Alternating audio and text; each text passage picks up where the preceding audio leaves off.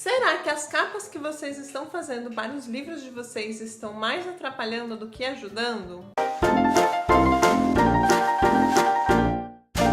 O vídeo de hoje é um vídeo mais voltado para quem está fazendo autopublicação. Está publicando na Amazon ou está publicando em alguma outra plataforma ou mesmo se autopublicando em livro físico, mas por alguma editora que você tenha que planejar capa, planejar além do texto, o design do seu livro também. Se você está nessa situação, esse vídeo é para você. Quando a gente se autopublica, tem algumas tarefas, algumas atividades que deveriam ser terceirizadas. Por exemplo, a produção da capa do livro deveria ser terceirizada, então tinha que ser alguém, você tinha que pagar para alguém ou, não sei, trocar com alguém, conseguir que alguém fizesse a sua capa. Então, um capista, uma pessoa que sabe lidar com a arte, etc. A mesma coisa a revisão. A revisão é interessante que alguém faça a revisão para você, que você não faça a revisão sozinho, porque chega um determinado momento em que o seu olhar está cansado e aí você acaba não vendo mais os erros, não enxergando os erros, as incoerências. Então é sempre interessante que outra pessoa faça pelo menos essas duas tarefas, criar a capa e fazer a revisão, mesmo quando você está se autopublicando. Porém, entretanto, todavia, tem aquelas situações em que você não tem dinheiro, você está começando do 000, não tem nada para investir, mas você quer se publicar mesmo assim, então, vou ter que fazer a minha própria capa. E assim, a capa é o cartão de visita do seu livro. Título e capa são as primeiras coisas que a pessoa vai olhar, que o leitor, que o possível leitor vai olhar. Então tem que ter muito cuidado e muita preocupação em torno disso. Mas enfim, se você vai mesmo criar a sua própria capa, tem algumas coisas que podem ajudar. Primeiro, eu vou colocar aqui embaixo na descrição o link de um site, aplicativo que ajuda muito na hora de fazer capa, que é o Canva. As capas dos livros de crônicas, tanto que eu publiquei quanto que eu tô para publicar, foram feitas lá, porque é uma coletânea de crônicas, não é uma coisa inédita, então eu não quis investir nesse momento e também não tô com grana para investir em um capista. Se fosse uma coisa inédita, se fosse uma coisa diferente, eu certamente investiria. Nesse caso, eu preferi fazer as capas e eu usei o Canva. Você tem como acessar as configurações, tamanhos personalizados, dimensões personalizadas, se eu não me engano, e tem já lá capa de livro, então você não precisa nem tentar descobrir qual é o tamanho mais adequado de uma capa de livro, ele já tem disponível ali e em várias possibilidades. Por exemplo, se você publica no Wattpad ou se é uma capa de livro genérico, como é o caso do da Amazon, tem várias possibilidades em relação a capas no Canva. Tem várias fontes, tem vários recursos, tem alguns modelos, inclusive, que podem ser bastante úteis para você na hora de você criar a capa do seu livro. Então, vou deixar aqui embaixo o link para o Canva. Mas antes de chegar no Canva, antes de ir lá e realmente preparar o seu livro, tem algumas outras coisas que você tem que prestar atenção e planejar antes de você produzir a capa do seu livro. A primeira coisa que é interessante você fazer é buscar livros que sejam bem vendidos ou que sejam populares dentro do mesmo gênero que o livro que você está escrevendo ou que você terminou de escrever. Então, por exemplo, o meu livro tem uma tendência mais literária, mais experimental. Então, eu vou procurar livros com uma tendência mais literária para ver como é que são as capas desses livros. Não, meu livro é de terror. Como é que são as capas dos livros de terror que são bem vendidos, que são populares? Como é que são as capas de romance cor-de-rosa? Como é que são as capas de livros infantis? Tudo isso, você tem que fazer uma seleção. Pode ser os livros que você tem na sua estante, os livros que você usou como referências, inspirações ou qualquer coisa nesse sentido.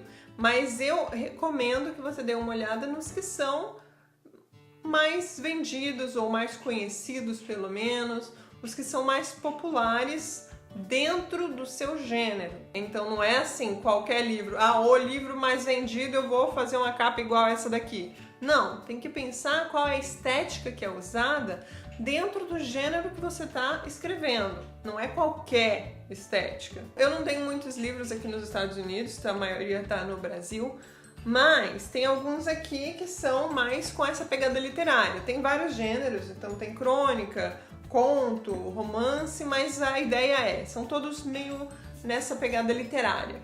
Então, você tem esse aqui da Clarice, é um de crônicas, toda essa coleção dela tem esse mesmo padrão. Então é uma imagem bem clarinha no fundo, que parece uma aquarela, o título em letras finas e a assinatura da Clarice em vez de estar o nome escrito com uma fonte comum. O que nós temos aqui é uma capa bem pouco poluída, ela não é poluída, você tem o título bem destacado, bem no meio, você tem o nome da autora um pouco acima, também está bem destacado, é o que mais se destaca na capa, porque por mais que tenha imagem em todo o livro, a imagem é bem clarinha, é bem sutil, então ela não atrapalha na visualização nem do título, nem do nome da autora. E as cores todas estão conversando, isso é importante. Esse da Hilda Hilst, A Obscena Senhora D. Básico também, é uma tendência nesse tipo de livro mais literário de não ser muito poluído, não ter muita imagem. É dificílimo você achar fotografia, por exemplo, aqui na capa de livros que são mais literários.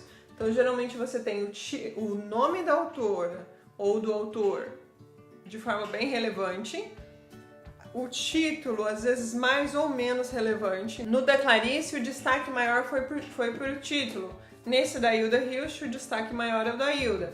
E olha que interessante, ele sangra até a borda, que é quando ele encosta assim na borda. Então isso não é uma coisa que é proibido sangrar. Não, você pode encostar na borda, desde que isso seja uma escolha estética. E aí tem só uma imagenzinha bem simples também, capa toda branca, e fica um livro com uma capa interessante e bonita. Aí você tem aqui, por exemplo, Hilda Hilst de novo, só que é essa coletânea de poesias dela, que é bem recente. Aí você fala, opa, tem uma fotografia. Tem uma fotografia, sim. Só que olha só que interessante. Toda ela conversa dentro do vermelho. Então não é uma fotografia colorida, é uma fotografia em tons de vermelho. Tem esse HH na frente, que é o da Hilda Hilst. Mas o nome dela também tá aqui em branco, ou seja, bem destacado em relação a isso aqui. E aqui o nome da coletânea, da poesia. Bem destacado também porque tá em branco. Outra coletânea, que tem uma capa interessante, Carlos Drummond de Andrade. Não tem imagem nenhuma, é só título, só que como é muita informação, o próprio nome do autor já é gigantesco, Carlos Drummond de Andrade. E aí, nova reunião, 23 livros de poesia. Só tem informação aqui. Tem imagem atrás, uma foto, também em preto e branco, isso é interessante, porque você enxuga, você tenta ser neutro, você tenta... Aqui, por mais que seja colorido, são cores que se conversam bem, então a coisa toda fica harmônica, não fica gritando na hora que você olha pro livro. Então o que eu fiz quando eu fui pensar na capa do Efêmeras, por exemplo? Tem essa tarja aqui, essa tarja não existe na verdade, é porque essa aqui é uma versão só de revisão minha. Então aparece essa tarja, eu tenho que comprar outra sem essa tarja para poder mostrar nessas situações. Mas enfim, o que eu tenho? Uma capa toda preta com uns respinguinhos. Título maior, embaixo eu coloquei o meu nome, podia ser aqui embaixo também, né? A minha opção foi colocar aqui em cima nesse caso.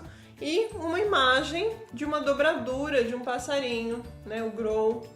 Por que a dobradura do passarinho? Porque eu acho que papel, dobradura são coisas efêmeras também, né? Uma coisa que era delicada, efêmera e tal. Ou seja, de alguma forma a imagem que eu escolhi conversava com o título e tudo assim muito neutro, sem poluição. Mas isso tem a ver com o gênero que eu escrevo, o gênero que eu acredito que o meu texto se enquadre. Você tem que pensar no gênero em que o seu texto se enquadra e comparar com outros livros que sejam desse mesmo gênero e ver como é que eles compõem a capa, ver como é que que tipo de cores eles usam imagens, se eles não usam imagens, se essas imagens são coloridas ou não, são a sobreposição de tons de cinza, tons de vermelho, tons de azul, etc. Outra coisa que ajuda muito é você acessar o Pinterest. Eu vou fazer assim, eu vou vir para cá, porque aí eu coloco aqui a imagem do celular. Porque o Pinterest, ele tem aplicativo e tem no computador. Eu vou mostrar aqui no aplicativo, mas isso pode ser feito no computador também. Você vai lá no Pinterest e escreve paleta de cores, só isso. E aí você vai encontrar várias imagens, fotografias com as paletas de cores, as cores mais importantes, as cores mais utilizadas nessas fotografias. São paletas que geralmente tem cores que se conversam muito. Pode ser uma paleta às vezes de 3 cores, 4, 5, 8, enfim, tem paletas de todos os tipos quando vocês fazem essa pesquisa. Mas as cores, elas se conversam muito, elas têm um fundo comum, por mais que às vezes seja assim. Por exemplo, eu tô vendo aqui uma paleta que tem verde e tem salmão, mas todas elas têm um fundinho amarelado, envelhecido. Então, quer dizer, combinam, as cores combinam, por mais que às vezes você fale assim, mas será que verde combina com salmão? Tá aqui, ó, perfeitamente combinando, bem bonito. Tem umas mais sérias, com cinza, azul, marinho, preto, bem neutro. Então, o que é interessante é que vocês deem uma olhada nessas paletas de cores e, de repente, vocês escolham a paleta de cores de vocês aqui, de acordo, de repente, com o clima da história, etc. Ou de acordo com a imagem que você vai colocar, se você vai colocar uma imagem. Enfim, a ideia é que você tenha essa visão de paleta, a visão de cores possíveis. Por quê? Porque é dentro dessas cores possíveis que vocês vão escolher a cor para fonte do título, a cor para fonte do nome do autor, do seu nome. Então, essa paleta, ou seja, esse universo de cores que pertence à imagem, ou então que você escolhe antecipadamente para compor a sua capa, vai ajudar você a criar uma capa bonita, harmônica, que chame a atenção dos leitores, porque eles vão olhar e vão falar assim, nossa, essa capa não está gritando, essa capa é bonita, essa capa dá vontade de olhar para ela porque ela é agradável. É diferente, por exemplo, daquelas pessoas, eu já vi capa assim, que colocam uma imagem, sei lá, uma fotografia meio escura até, ou uma fotografia que seja, qualquer tipo de fotografia, e daqui a pouco coloca o título em verde-limão, ou em vermelho, e assim, não faz sentido nenhum com a imagem, não faz sentido nenhum com o título, não conversa com nada. As cores, a paleta de cores que vocês escolherem para a capa de vocês tem que conversar com a imagem, se você tiver colocado uma imagem, ou tem que conversar com o contexto, tem que conversar com alguma coisa e as cores têm que se conversar entre si. Eu acho que geralmente o título em branco, o título em preto acabam funcionando melhor, ou em cores próximas, cinza, um amareladinho quase branco. Não é regra, você tem que ver sempre a questão do conjunto, mas acaba funcionando melhor porque se destaca mais em relação às imagens no fundo, geralmente. Mas não levem isso ao pé da letra e só façam capas com títulos em preto ou branco. Pensem no conjunto. Pensar no conjunto é sempre fundamental. Mas era isso por hoje, eu espero que tenha ajudado vocês. Se restou alguma dúvida em relação a isso, ou se vocês quiserem conversar mais a respeito desse assunto, deixem aí nos comentários. Sabe aquele seu amigo que tá querendo fazer a capa dele e tá escrevendo tudo em verde-limão? Manda pra ele. E a gente se vê no próximo vídeo. Beijinhos. Tchau, tchau.